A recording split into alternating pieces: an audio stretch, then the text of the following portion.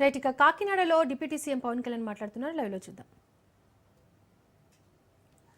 Operation దశలో దాదాపు 1500 మందికి ప్రత్యక్ష ఉపాధి, పరోక్షంగా దీన్ని ఆధారం చేసుకుని కొన్ని వేల మందికి దీర్ఘకాల ఉపాధి అవకాశాలు సృష్టించే ప్రాజెక్టు మనస్ఫూర్తిగా విజయవంతం కావాలని దీనికి వ్యవస్థాపకులైన చైర్మన్ శ్రీ చలమలశెట్టి అనిల్ గారికి, మహేష్ గారికి మనస్ఫూర్తిగా నా శుభాకాంక్షలు తెలియజేస్తాను. గౌరవ ప్రధానమంత్రి శ్రీ నరేంద్ర మోదీ గారి సారథ్యంలోని కేంద్ర ప్రభుత్వ సహకారంతో గౌరవ ముఖ్యమంత్రి శ్రీ చంద్రబాబు నాయుడు గారి నాయకత్వంలోని కూటమి ప్రభుత్వం పర్యావరణాన్ని పరిరక్షించుకుంటూ అభివృద్ధిలో రాష్ట్రాన్ని అగ్రగామిగా నిలిపే దిశగా అడుగులు వేస్తోంది. ఈ ప్రయత్నాల్లో భారతదేశం పెట్టుకున్న లక్ష్యంలో జీరో నెట్ ఎమిషన్కి భాగంగా ఈ ప్రయత్నాల్లో గ్రీన్ అమ్మోనియా ప్రాజెక్ట్ చాలా కీలకమైన అడుగు.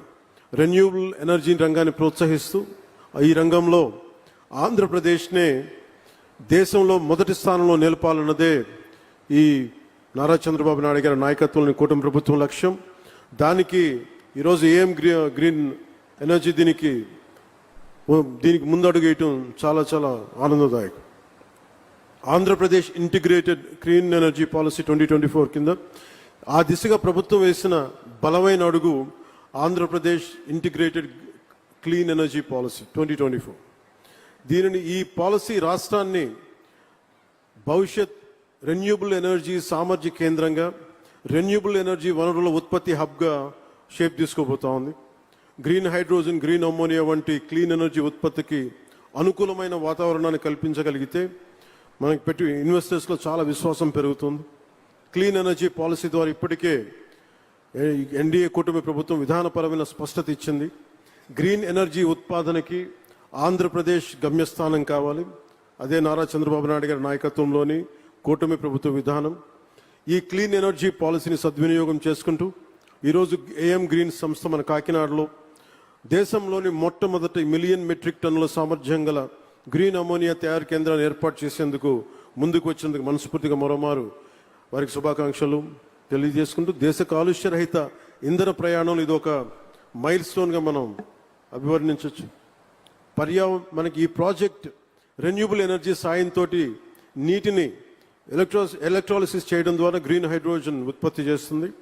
ఈ ప్రక్రియలో వాతావరణంలోని ఈ కార్బన్ ఎమిషన్స్ని పూర్తిగా క్లీన్ చేస్తుంది. పర్యావరణ పరిరక్షణ ఈ యజ్ఞంలో గ్రీన్ అమ్మోనియా ప్రాజెక్ట్ చాలా కీలకమైన అడుగు.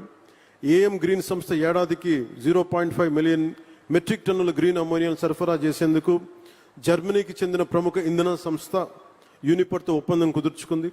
తొలిసారి భారతదేశం నుంచి యూరోపియన్ దేశాలకు జరుగుతున్న క్లీన్ ఎనర్జీ ఎగుమతి ఒప్పందం. ఈ చారిత్రాత్మక ఒప్పందానికి ఆంధ్రప్రదేశ్ కేంద్ర బిందువుగా ఉండడం మనందరికీ చాలా చాలా గర్వకారణం. గ్రీన్ అమ్మోనియా ప్రాజెక్ట్ దేశ రాష్ట్ర సుస్థిర అభివృద్ధి సాధనలో ఒక బలమైన గేమ్ చేంజర్.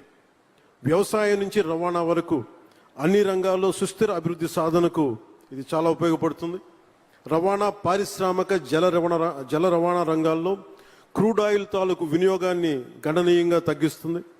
ఎరువుల తయారీ, విద్యుత్ ఉత్పత్తి, పారిశ్రామిక రంగాల్లో కార్బన్ ఎమిషన్స్ని చాలా బలంగా తగ్గిస్తుంది. దీర్ఘకాలికంగా దీనికి వచ్చే ఉపయోగాలు క్రూడ్ ఆయిల్ ప్రమేయం లేకుండా ఎరువులు తయారు చేయటం, ఫార్మా, రసాయన, ప్లాస్టిక్ ఆధారిత పరిశ్రమల్లో ముడి పదార్థంగా గ్రీన్ అమ్మోనియా ఉపయోగపడుతుంది. దీంతో పాటు వాతావరణంలో కార్బన్ ఎమిషన్స్ని తగ్గించడం ద్వారా 1 సెంటీగ్రేడ్ మార్పు వచ్చినా కానీ చాలా బలమైన మార్పు తీసుకుంటుంది. ఉదాహరణకి ఎందుకు వీళ్ళందరూ మనందరికీ సగటు మనిషికి అర్థం కావడానికి చెప్తున్నాను. మనకి పిఠాపురంలోనే చూశారు, సముద్రం ముందుకు వచ్చేస్తూ ఉంటుంది. దీనికి 2-3 సెంటీగ్రేడ్స్ భూ ఉష్ణోగ్రత పెరగగానే సముద్రం అక్కడ ఐస్ కరిగి మనకి సముద్ర మట్టం పెరిగిపోతూ ఉంటే ఇలాంటివన్నీ తగ్గించడానికి ప్రపంచ దేశాలన్నీ కలిపి తీసుకున్న నిర్ణయం భూ ఉష్ణోగ్రత తగ్గించాలని. దానికి ఈ క్రూడ్ ఆయిల్ ప్రమేయం లేకుండా ఎలాంటి ఆల్టర్నేటివ్ ఎనర్జీస్ తయారు చేయాలి, క్లీన్ ఎనర్జీ ఎలా తయారు చేయాలి, దాంట్లో భాగంగానే ఇవన్నీ గ్రీన్ అమ్మోనియా ప్రాజెక్టు స్టార్ట్ అయింది ఇక్కడ. దీనివల్ల రాష్ట్రానికి ఎన్నో దీర్ఘకాలిక లాభాలు కలిగినాయి. విద్యుత్ రంగం సంక్షోభం నుంచి పెట్టుబడిదారుల విశ్వాసం దిశగా ఇది ముందుకెళ్తుంది. గత ప్రభుత్వం పాలనలో వచ్చినప్పుడు మీకు తెలుసు, 2 నెలల్లోనే పవర్ పర్చేస్ అగ్రిమెంట్స్ రద్దు చేసి పునఃసమీక్ష పేరుతోటి విద్యుత్ రంగాన్ని సంక్షోభంలోకి నెట్టేశారు. విదేశ పెట్టుబడిదారులని ఇబ్బందులు గురిచేసి కోర్టు కేసుల వల్ల చాలా ఫైన్స్ చెల్లించాల్సిన పరిస్థితి తెచ్చారు. అలాగే ఈ కియా కంపెనీ యాజమాన్య ప్రతినిధులను కూడా చాలా బహిరంగంగా బెదిరించారు.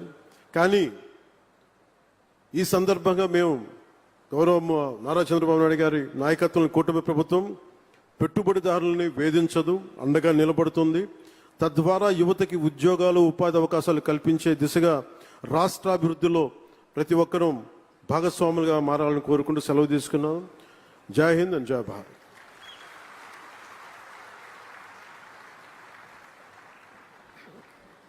ఏఎం గ్రీన్ వారి ఆహ్వానాన్ని మన్నించి ఈనాటి కార్యక్రమానికి విచ్చేసినటువంటి మన ఆంధ్రప్రదేశ్ రాష్ట్ర గౌరవ ఉప ముఖ్యమంత్రి వర్యులు వారి యొక్క అమూల్యమైనటువంటి సందేశాన్ని అందించడం జరిగింది. అదేవిధంగా ఏఎం గ్రీన్ కు శుభాకాంక్షలు కూడా తెలియజేయడం జరిగింది. మరి ఈ సందర్భంగా మీ అందరి కరతాళ ధ్వనుల మధ్య వారికి మరొకసారి ప్రత్యేకమైనటువంటి ధన్యవాదాలు తెలియజేస్తాను.